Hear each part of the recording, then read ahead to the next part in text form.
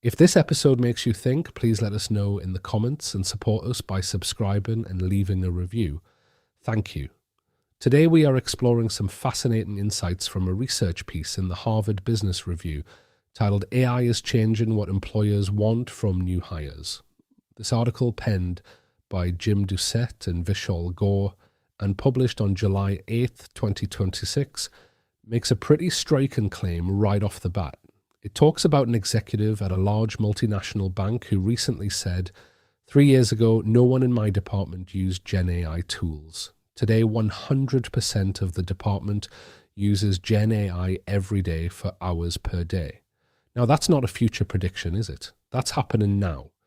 What this piece from the Harvard Business Review is suggesting is that generative AI is truly transforming employer expectations from knowledge workers. And here's the kicker. It's not by replacing expertise, but by raising the bar for it. The authors, Doucette and Vishal Gaur, looked at 3 sectors that recruit the largest number of knowledge workers, and what they found points to a rapid and profound shift in the workplace. It's an evolution, not a revolution in terms of the underlying human need for skill, but certainly a revolution in how those skills are applied and elevated. First, let's unpack this idea of raising the bar. This isn't just about efficiency. It means that the baseline for what's considered competent is shifting upwards because AI can handle the more routine, often time-consuming aspects of a job. So if a machine can churn out a first draft, summarize documents, or crunch basic data in seconds, then the human expectation becomes about what you do with that output. It's about critical analysis, strategic thinking, nuanced judgment, and creative transformation. This perfectly aligns with our core philosophy of enhancement, not replacement. AI is augmenting human capability. It's not taking over the essential human role. It's helping us hold the complexity, so we have capacity for creativity. Now, what does this mean for teaching students right now? Well, it means we need to prepare them not just to use AI tools, but to operate above them. Think about your Year 10 English class. Instead of simply tasking them with writing an essay, imagine a scenario where they use an AI to generate 3 different first drafts based on the same prompt. Their job then becomes to critically evaluate each draft using our edit framework. Evaluate, determine accuracy, identify bias, transform. They're not just writing.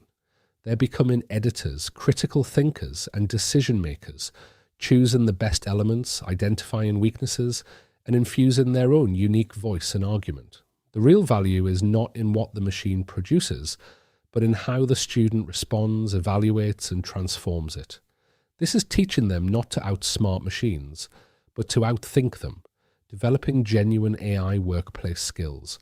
And this is the bit that really got me thinking about off-week AI hiring changes and the broader AI impact on jobs.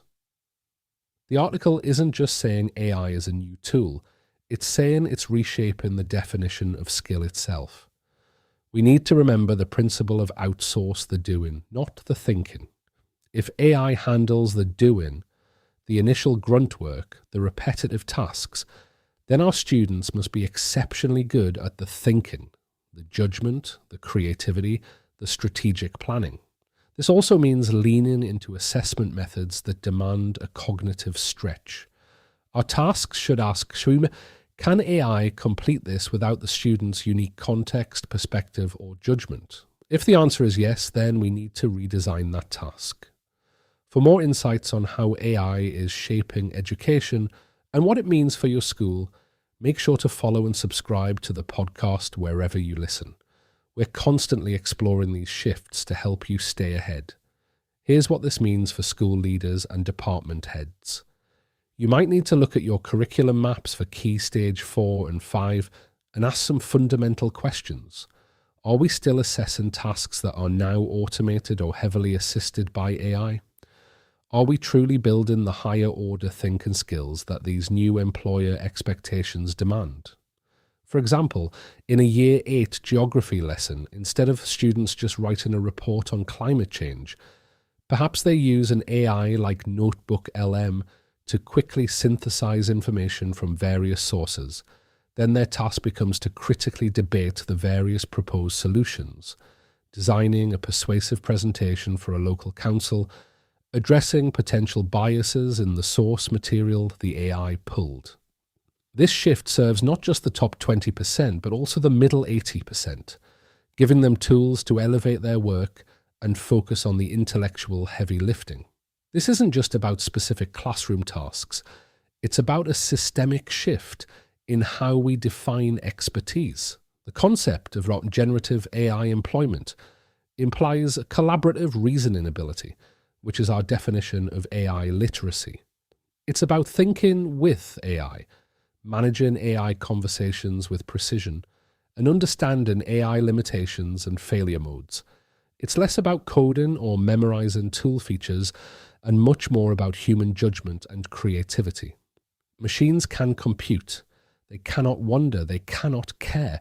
These remain the invaluable human domains we must cultivate and protect in our students. Ultimately, the Harvard Business Review research underscores that we must design learning that cannot be faked because it demands depth, care, and imagination. That's all for today. Thanks for listening.